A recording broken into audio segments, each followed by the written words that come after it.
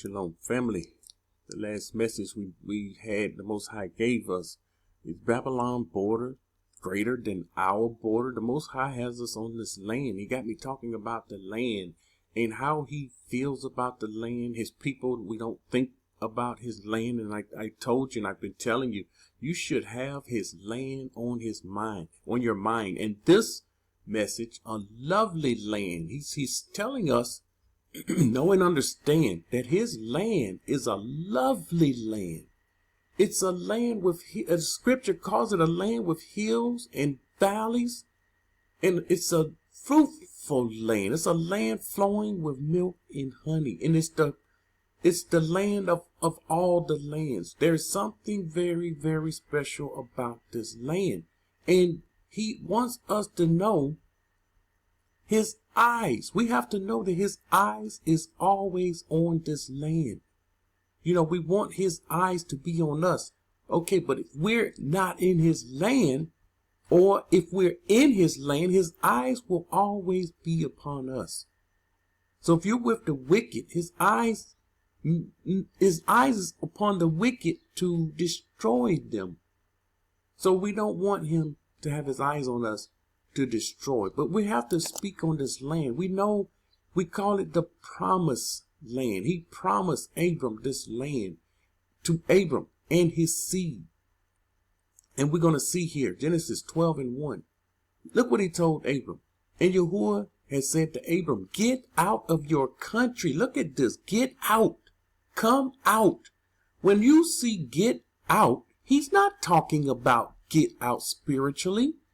And I have to say this because we have people that this is what they're still believing. This is not what he's saying. He had to get up and get out. The righteous see and understand this. And when he tells us to get out, come from amongst her, he's telling us, we understand, he's telling us to leave. So he's telling Abram, get out of your country. This is a land. Get out of your country, from your family. He told us, come out of Babylon. Come from your family. Come forth from her. That was the command.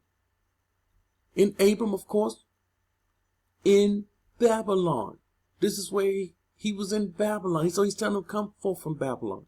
And from your father's house. To a land that I will show you. See, the scripture always talking about this. To a land. And people will still tell you, well, he doesn't mean come out of the land. He means to come out of her ways. They're adding to the scripture.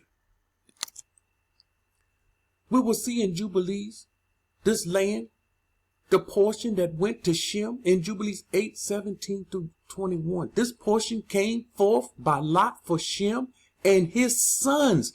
This land, this plot, it came for Shem and his sons, that they should possess it forever, until his generation forevermore. This is for Shem and his descendants forevermore. You see, and I have to say this. Edom started going outside, going away. He should be in Shem, in the land of Shem, but you know, he doesn't like the promises of the Most High. So he does what he want to do. And he went forth away from this land. And Noah rejoiced. Watch this. Noah was wise.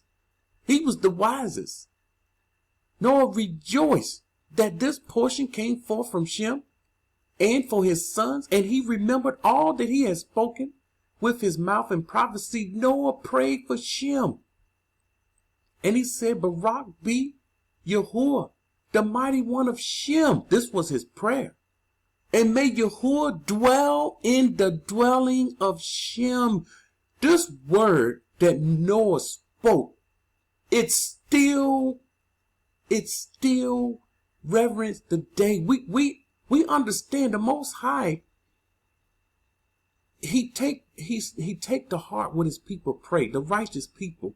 And so he prayed a Baraka. He knew there was something special about this land. And he said, may Yahuah dwell in the dwelling of Shem. Not in the dwelling of Ham.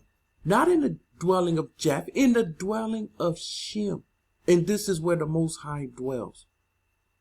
And he knew that the Garden of Eden is the Kadash of Kadash and a dwelling of Yahuah, Mount Sinai, the center of the desert, Mount Sion, the center of the navel of the earth. These three were created as Kadash places facing each other. These places are Kadash.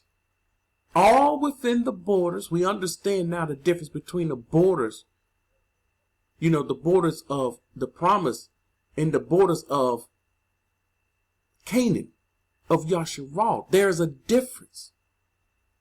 Watch this, verse 20. And he Barak, the mighty one of all, who had put the word of Yahuah into his mouth, and Yahuah forevermore. And he knew that a Baraka portion of a Barakan had come to Shem. He knew it. And to his sons, and to generations forever. He knew that this Baraka came to Shem and his sons. Ezekiel 20:6. This is what the Most High did. On that day, I raised my hand. The Most High raised his hand in an oath to them. This is his word. To bring them out of the land of Egypt into a land. Wait a minute. How did we come out of the land of Egypt? By spaceships? Was there a rapture that happened? Did the Most High pick them up or gather them in a miraculous type way? No. The wonders hit the land. Pharaoh let the people go. The people got up and walked out. It's that simple. Nowadays, we think we're so much better, so much special. And the Most High have to break us from this thinking. And he's going to break many of us. We're not any better. We're not any special than they are. They were. So he brought them out of the land of Egypt into a land that I had searched out for them, flowing with milk and honey, the splendor of all lands. This land is the splendor of all lands. And notice, he says, I had searched out for them. He searched this land out for us. And we know we were removed far from our borders. North America, the Americas, the new land, we were removed far from our borders. But yet we have these agents, and people don't know they're agents. They're teaching. The teaching is all over the place. America is the Kadash land. It's the promised land. It's America. You mean to tell me it's America now? So where's the land of captivity? Why were the people in the land of Ham? Why? How did that happen? And so we were taken into captivity into the land of the Kadash? I think not. We were kicked out of the land of the Kadash, scattered in all the earth. Joshua 1:13. Remember the word which Moshe, the servant of Yahuah, commanded you, saying, Yahuah, your mighty one, is giving you rest and is giving you this land. He gave his people this land. And this land is a lovely land. This land is one to be desired. The righteous should desire this land. If you don't desire this land, there is something wrong with you. You have not connected with the scriptures. Once again, you are not in covenant with him. You can't be in covenant with him and not talk about the land. Judges 2:1. Then a Malach of Yahuah came up from Gilgal to Bachem and said, I led you up from Egypt and brought you to the land of which I swore. Here we go, the Malach speaking for the Most High. Brought you up to the land which I swore to your fathers. And I said, I will never break my covenant with you. The Most High didn't break his covenant. We broke his covenant. Our forefathers broke this covenant. But he never broke his covenant. Right now, we're trying to get back in covenant with him. And part of getting back in covenant with him is to remember Jerusalem. You see, we forget Jerusalem when we're trying to have Passover in the land of captivity. We forget we keep Passover in Jerusalem. and Jerusalem only. And we keep Passover while we're together. Louis handling the Passover lamb. Pesach. Joshua 21:43. Hearing the Most High fulfilling his promise. He promised his people. Is he a man of his word? Does the Most High promise and don't come through on his promise? Or is it us that says something and we don't come through? I keep all the law, statutes, and commandments. Okay, he said, come out of her. What about that commandment? That's a command. Don't tell someone you keep all the law, statutes, and commandments when you don't come out of her. You refuse to come out of her.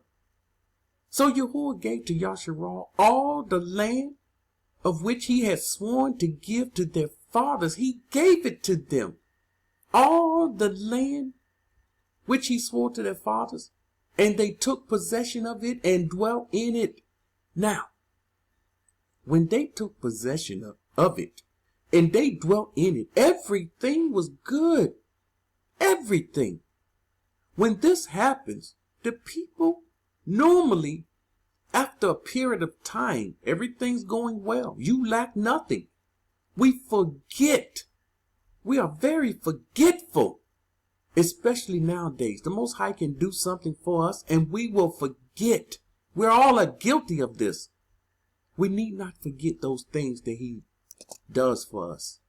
Dead Sea Scrolls 4Q378. For Yahuah, your mighty one, establish his word which he spoke to an oath, which he swore to Abraham to give him a good and broad land. You see, this land is good and broad. This is a lovely land, a land of brooks and water. This is a land of brooks and water. Why do we need brooks and water? To water our crops, to feed our cattle, our whatever we have, our livestock. This was our livelihood. Take away the water, we die. So we're always trusting in him. Of fountains of springs flowing forth in valleys and hills. A land of wheat and barley. This is a precious land, family. A very precious land that should be dear and near to your heart. You must not ever forget this lovely land of vines and fig trees and pomegranates. The land says she nursed her children. The land is a living land. We got this word years ago. It's a living land. It's alive. New people that come over here, they don't understand. This is a living land and it's alive. They have yet made a land connection. And if they make a land connection, they will understand how alive this land is. A land of olive trees and honey. Look at this, pomegranates. For this is a land flowing with milk and honey, whose stones are iron, and out of whose hills you can dig copper. Listen, everything you need for survival you will find in this land. This land will make you full and have plenty. You will have enough to give to the strangers, the poor. You will have more than enough. And this is what this land does. It nourishes your children. The people, let me make a point here. The people that are over there now, they're not receiving the full baraka of the land because it's polluted. It's being ran by GUI. And the land is being ran by them. They have it now. It's in their hands. But you just wait. Something's going to happen. And it's going to be a transfer. And then this is when the land will be cleansed. The righteous in it cleansed. And the land will give off like we've never seen a land give. There's not another land on earth that can give off crops like this land. It's the land, as scripture say, it's the land of all lands. There is not another one like it. And the Most High, he baraked this land. He baraked this land that this land may be a baraka for his people. He didn't promise this land for nothing.